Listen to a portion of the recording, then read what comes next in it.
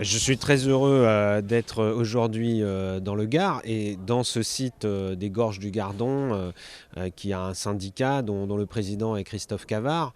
Moi j'ai appris à connaître Christophe Cavard à l'Assemblée nationale où il est député depuis 2012 et nous sommes dans le même groupe écologiste. Et j'ai toujours vu Christophe Cavard avoir une démarche pragmatique et responsable, des convictions écologistes fortes, mais toujours ancrées dans les réalités. Et donc moi je suis heureux aujourd'hui de voir justement la réalité territoriale dans laquelle il travaille depuis tant d'années pour ce syndicat des Gorges du Gardon. Nous avons souhaité en effet avec d'autres élus à l'époque d'Europe Écologie Les Verts, entamer une clarification et un mouvement de clarification, refondation pour l'écologie politique en France.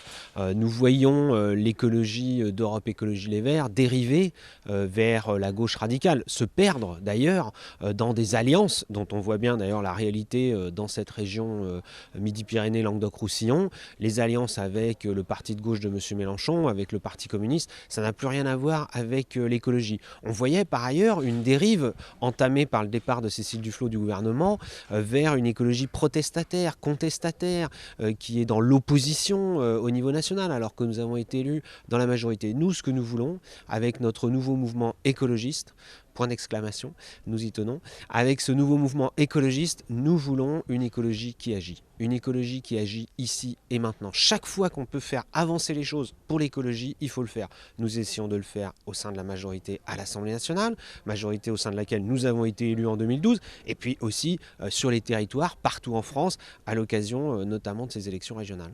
Avec Christophe Cavard, il y a déjà quelques mois, nous avions échangé ensemble pour savoir comment on pouvait continuer à faire de la politique au niveau national comme au niveau local, sans être forcément enfermé dans la forme parti, dans la logique des partis. Bien sûr, il faut des mouvements politiques et des partis structurés nationalement, localement, pour structurer le débat politique, pour présenter des candidats aux élections, pour présenter des projets, mais il ne faut pas qu'on se laisse enfermés. Or aujourd'hui, depuis des années, on voit les partis politiques finalement se replier sur eux-mêmes. Les militants des partis politiques qui sont peu nombreux.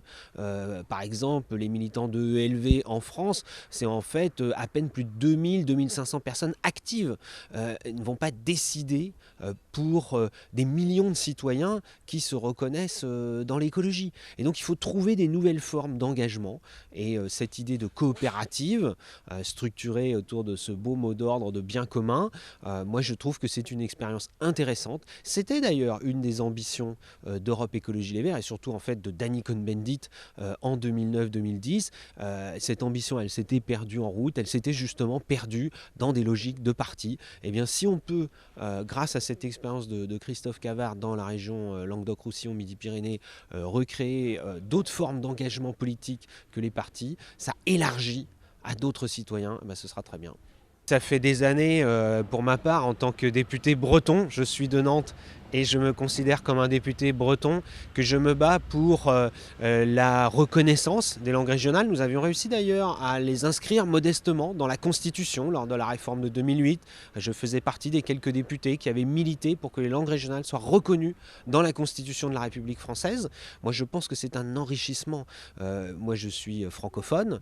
Malheureusement, je ne parle pas le breton. Malheureusement, je n'ai pas la chance de parler une deuxième langue issue des régions de France. Eh bien, je pense qu'il faut s'appuyer sur cette richesse, cette diversité. Et donc, nous voulons aller plus loin maintenant que cette simple reconnaissance dans la Constitution. Nous souhaitions que la Charte européenne des langues régionales, qui a été signée par la France il y a plus de 15 ans, soit enfin ratifiée. Malheureusement, la droite au Sénat s'y est opposée, alors que nous avions la majorité large à l'Assemblée nationale. Et puis, nous allons continuer avec une proposition de loi qui sera débattue le 14 janvier prochain à l'Assemblée nationale pour développer l'enseignement des langues régionales, parce que c'est un des défis principaux si on veut faire vivre cette diversité linguistique dans notre beau et grand pays qui est riche de sa diversité.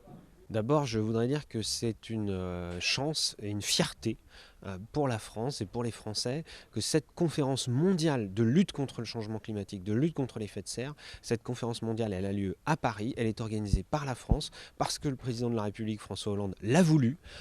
François Hollande, en tant que président, s'est engagé et c'est nouveau de sa part, c'est nouveau de la part des chefs d'État et de gouvernement français de s'engager à ce point dans la lutte contre le changement climatique. C'est une ardente nécessité. Chacune et chacun peut toucher du doigt, dès aujourd'hui, malheureusement, les conséquences des dérèglements climatiques. C'est peut-être plus vrai dans d'autres pays du monde qui connaissent des typhons, qui ont connu des inondations.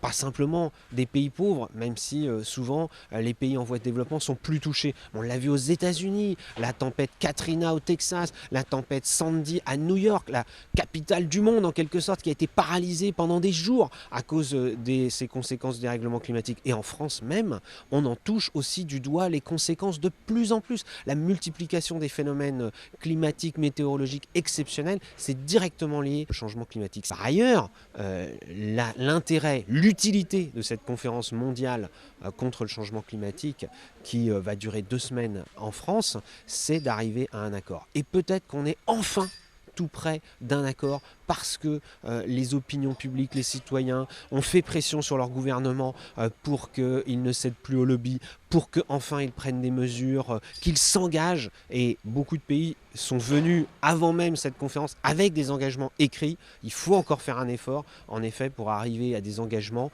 qui limitent la hausse des températures à 2 degrés maximum. C'est le maximum qui soit supportable pour que les conséquences du changement climatique soient supportables par nous autres, les habitants de la planète Terre.